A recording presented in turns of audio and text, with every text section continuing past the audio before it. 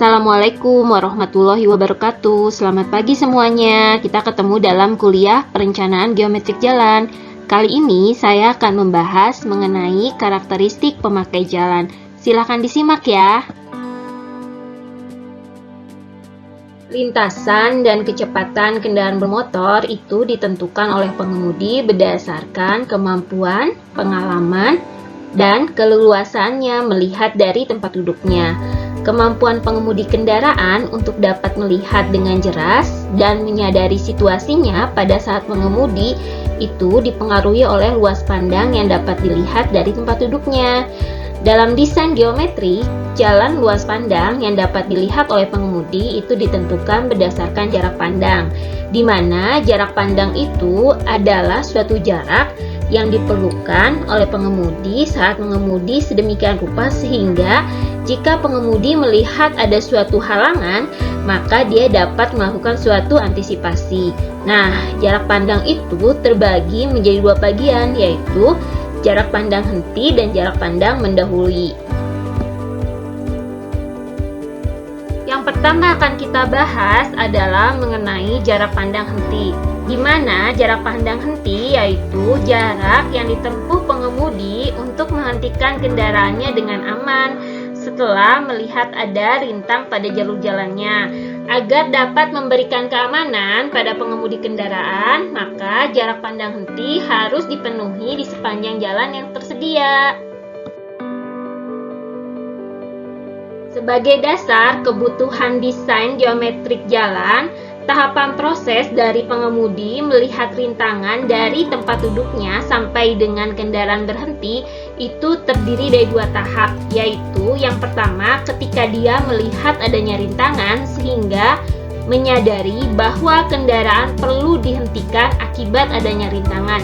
Yang kedua, gerak kendaraan sejak rem digunakan sampai dengan kendaraan tersebut berhenti.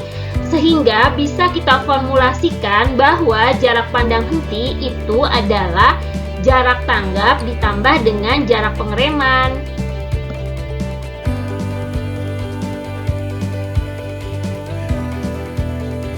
Kemudian untuk jarak pandang henti itu sendiri bisa kita formulasikan terhadap nilai kecepatan rencana, waktu tif, percepatan gravitasi, dan koefisien gesekan dengan formulasi yang bisa kalian simak dalam slide ini. Pada tabel 1 ini bisa dilihat jarak pandang henti minimum untuk perencanaan geometrik jalan antar kota dengan hubungan antara kecepatan rencana dengan jarak pandang henti minimum. Tabel berikutnya adalah jarak pandang henti minimum yang digunakan ketika merencanakan geometrik untuk jalan perkotaan, di mana dihubungkan terhadap nilai kecepatan rencana.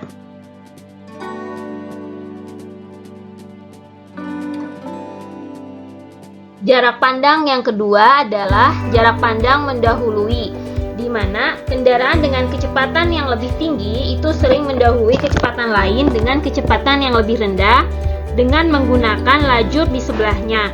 Gerakan mendahului pada jalan dua lajur dua arah tanpa median itu menggunakan lajur jalan yang diperuntukkan untuk kendaraan dari arah yang berlawanan. Oleh karena itu, diperlukanlah jarak pandang mendahului, di mana jarak yang dibutuhkan pengemudi sehingga dia dapat melakukan gerakan mendahului dengan aman dan masih terdapat jarak aman dengan kendaraan dari arah depannya.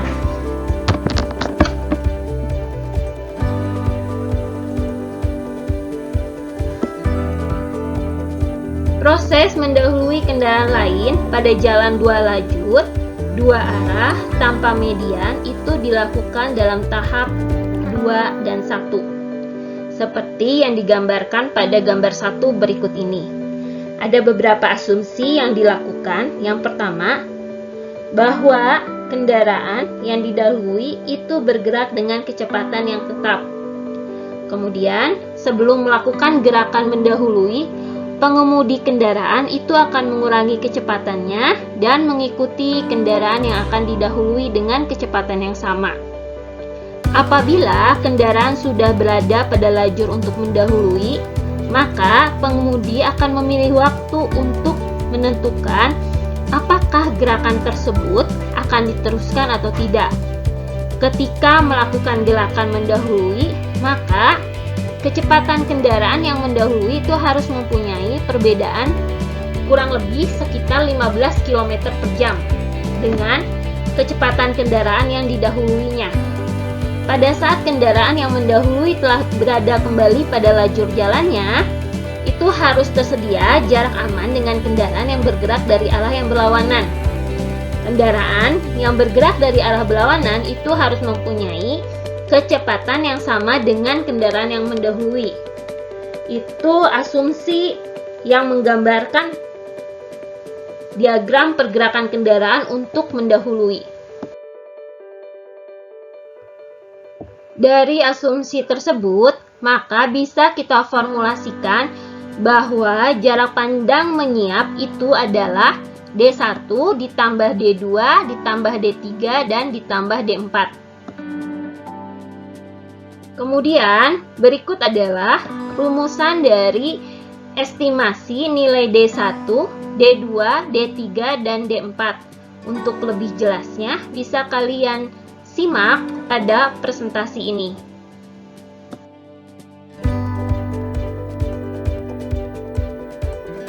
Pada tabel 3 dapat dilihat nilai jarak pandang mendahului menurut kecepatan rencana yang digunakan pada perencanaan geometrik jalan antar kota.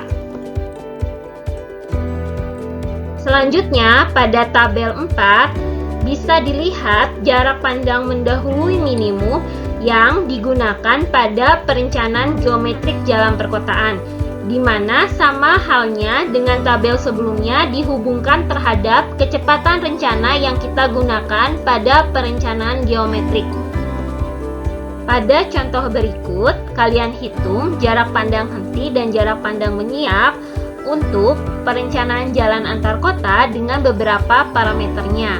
Kemudian dari hasil perhitungan, kalian bandingkan dengan nilai standar yang telah ditetapkan pada tabel 1 sampai dengan tabel 4. Silahkan dicoba ya.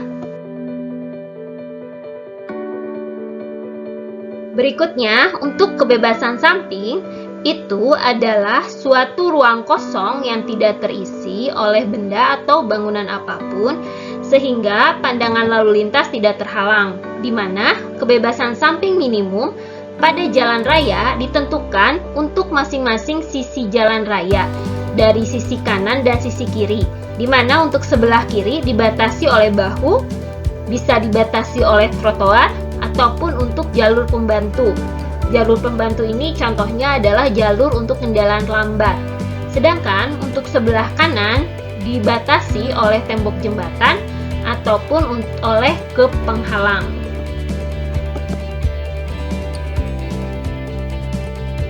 Berikutnya yang akan kita bahas adalah mengenai karakteristik pemakai jalan. Karakteristik pemakai jalan itu meliputi dua hal. Yang pertama, pengemudi dan pejalan kaki. Sedangkan pemakai jalan itu merupakan salah satu dari tiga hal pokok yang terdiri dari pemakai jalan, kendaraan, jalan, dan perencanaan geometrik. Untuk lebih jelasnya, kita simak di slide berikutnya.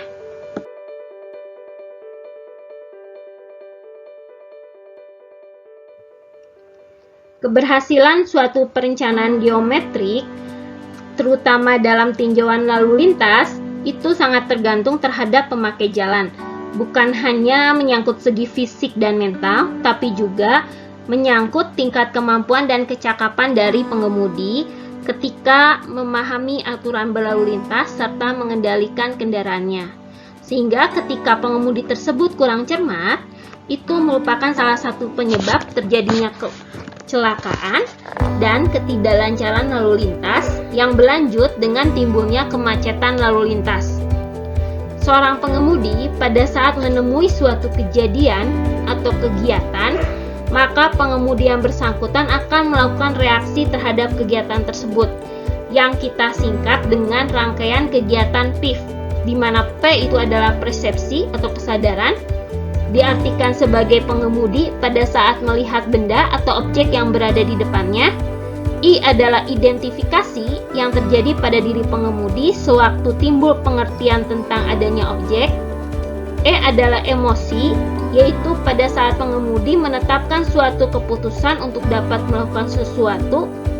V adalah volition atau reaksi, yaitu suatu reaksi kemampuan dari pengemudi dalam menentukan keputusannya.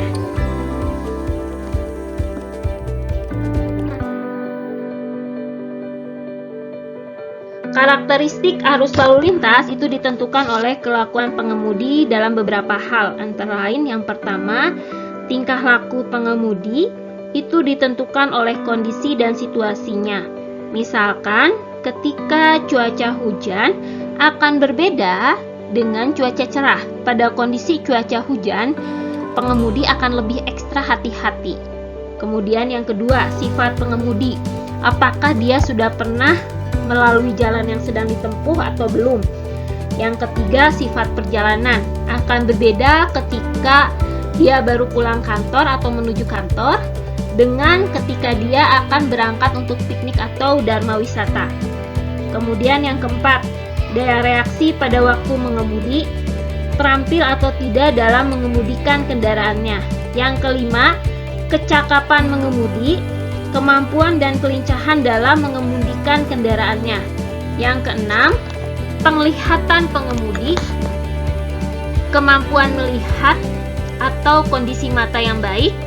Yang ketujuh, kecepatan kendaraan. Yang kedelapan, kesilauan. Itu akan berbeda ketika mengemudi di waktu siang atau malam. Dan yang terakhir adalah pendengaran.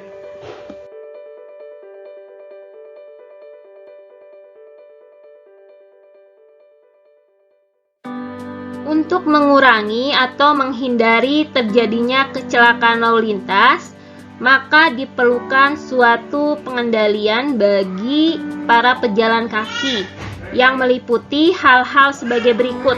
Yang pertama, tempat khusus bagi pejalan kaki atau sidewalk. Kemudian yang kedua, tempat penyeberangan jalan, misalkan disediakannya crosswalk. Yang ketiga, tanda atau rambu-rambu bagi para pejalan kaki. Yang keempat, penghalang bagi pejalan kaki. Yang kelima, daerah aman dan diperlukan. Jadi ada suatu safety zone. Yang keenam, persilangan tidak sebidang di bawah jalan atau di atas jalan, overpass. Kemudian yang ketujuh adalah penyinaran. Karakteristik memakai jalan di atas tidak bisa kita abaikan dalam suatu perencanaan geometrik. Sehingga ketika kita merancang, kita harus benar-benar memperhatikan hal-hal tersebut, terutama pada saat merencanakan detail dari suatu komponen geometrik dari suatu ruas jalan. Pembuatan potongan memanjang jalan dibuat dengan menggunakan skala horizontal 1:1000 atau 1:2000. Dengan skala vertikalnya adalah 1:100. Potongan memanjang jalan ini kita gambarkan dari hasil pengukuran di lapangan. Fungsinya adalah untuk mengetahui bagian mana yang harus digali dan bagian mana yang harus ditimbun dalam arah memanjang trase jalan. Gambar perencanaan potongan memanjang jalan ini didasarkan pada hasil perhitungan alinyemen vertikal serta standar-standar yang kita gunakan. Potongan atau penampang melintang jalan merupakan potongan melintang tegak lurus sumbu jalan. Dari potongan melintang jalan dapat dilihat komponen-komponennya yang meliputi antara lain: satu adalah bagian yang langsung berguna bagi lalu lintas yang terdiri dari jalur lalu lintas, lajur lalu lintas, bahu jalan, trotoar, dan median jalan. Yang kedua, bagian pelengkap jalan, misalkan jembatan, kemudian gorong-gorong, patok kilometer, kemudian curb, kemudian pengaman lereng, bisa berupa tembok penahan, dan sebagainya. Yang ketiga, bagian konstruksi jalan, misalkan lapisan perkerasan jalan, kemudian lapisan pondasi atas, lapisan pondasi bawah, dan lapisan tanah dasar. Yang keempat adalah bagian yang berguna sebagai drainase jalan, meliputi saluran samping, kemiringan melintang jalur lalu lintas, kemiringan melintang bahu jalan, kemiringan lereng jalan, dan gorong-gorong. Yang kelima adalah komponen road furniture yang meliputi lampu penerangan jalan, kemudian papan nama jalan, papan legenda wilayah kota, fasilitas fisik landscape, dan traffic sign. Yang terakhir, marka jalan itu sebagai tanda pembatas areal jalan yang menggambarkan sumbu as jalan, batas tepi, bisa juga menggambarkan zebra cross, bisa juga menggambarkan chevron. Kemudian yang kedua adalah simbol lalu lintas. Untuk lebih jelasnya, bisa kalian lihat pada gambar di slide berikutnya. Berikut contoh potongan memanjang dan melintang jalan. Kalau kita lihat, lengkap di sini ada komponen struktur jalan, mulai dari lapis permukaan, lapis pondasi atas, lapis pondasi bawah dengan kemiringannya 2-3% pada struktur perkerasan tersebut. Kemudian kemiringan menuju saluran drainase 3-5%, di mana di atasnya ada permukaan tanah asli, sehingga bisa kita ketahui dari sini berapa volume yang harus kita gali. Ini salah satu contohnya. Kemudian yang selanjutnya, pada gambar 2 diilustrasikan penampang melintang jalan tanpa median. Jadi digambarkan untuk lebar jalur lalu lintasnya dengan 2 lajur, kemudian lebar bahunya dan saluran sampingnya. Kemudian pada gambar 3 diilustrasikan penampang melintang jalan yang menggunakan median. Jadi mulai dari ada 2 arah dengan 4 lajur, di tengah-tengahnya terdapat median, kemudian ada bahu kiri kanannya, kemudian ada trotoar untuk pejalan kaki dan saluran samping. Pada desain suatu lajur itu juga dilihat dari fungsi jalan tersebut dan kelas jalan tersebut. Pada tabel 1 ditetapkan fungsinya dan kelas jalannya itu akan mempunyai lebar lajur yang berbeda. Ini adalah lebar lajur minimum yang harus dipenuhi dalam suatu perencanaan jalan berdasarkan fungsi dan kelas jalannya. Pada tabel 2 berikut, selain berdasarkan jenis jalannya, apakah dia arteri, kolektor, atau lokal, juga berdasarkan terhadap volume LHR-nya untuk masing-masing lebar jalur dan bahu dari jalan tersebut. Kemiringan melintang jalur lalu lintas pada jalan lurus bervariasi antara 2-3% untuk jenis lapis permukaan dengan menggunakan bahan pengikat seperti aspal dan semen.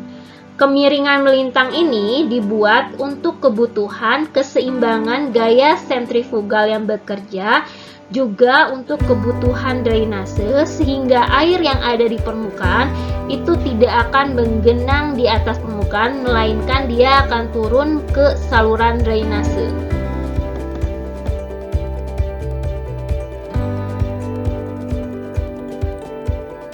Berikut ini bisa dilihat potongan pada median jalan dengan median yang ditinggikan dengan kemiringan 6%. Kemudian pada gambar berikut, ini adalah gambar saluran samping untuk kelandaian jalan yang kecil dan untuk kelandaian jalan yang besar itu akan berbeda. Untuk kelandaian jalan yang kecil itu akan langsung lurus, sedangkan untuk kelandaian jalan yang besar itu akan berundak seperti tangga.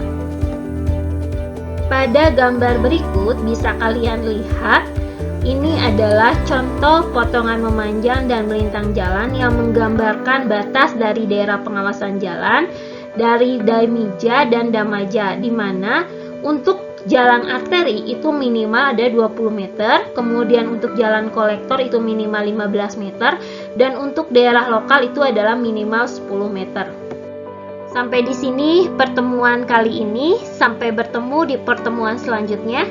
Semoga apa yang telah saya sampaikan bisa bermanfaat dan dipelajari oleh kalian. Jangan lupa untuk tetap semangat dan sehat selalu. Assalamualaikum warahmatullahi wabarakatuh.